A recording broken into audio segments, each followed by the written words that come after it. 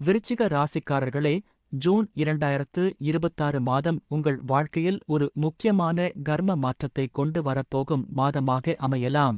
கடந்த சில மாதங்களாக நீங்கள் அனுபவித்த மன அழுத்தம், ஏமாற்றம், நம்பியவர்களால் ஏற்பட்ட காயங்கள் மற்றும் உழைப்பிற்கு தகுந்த பலன் கிடைக்காத நிலை ஆகியவை இந்த மாதத்தில் மெதுவாக மாற ஆரம்பிக்கும்.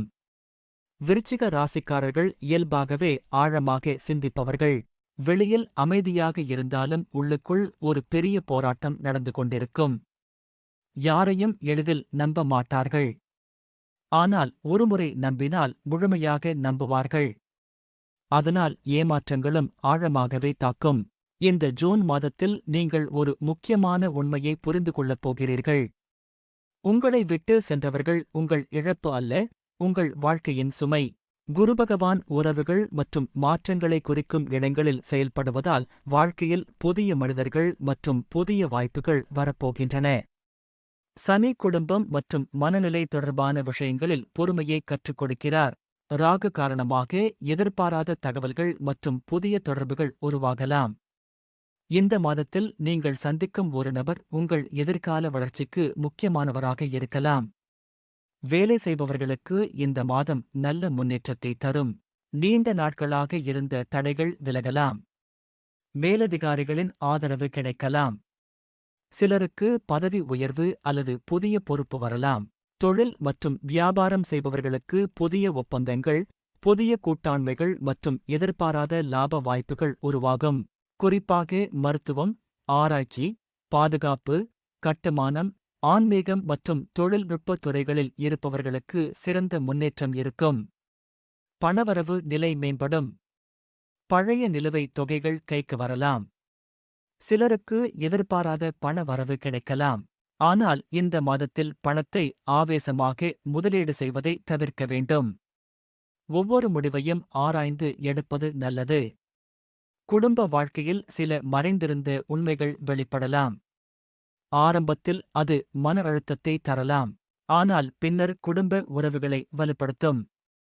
திருமணமாகாதவர்களுக்கு நல்ல வரன் தொடர்பான தகவல்கள் வரலாம். காதல் உறவில் இருப்பவர்களுக்கு உறவு மேலும் ஆழமாகும். ஆனால் சந்தேகம் மற்றும் அதிக கட்டுப்பாட்டு மனநிலை உறவுகளை பாதிக்கக்கூடும்.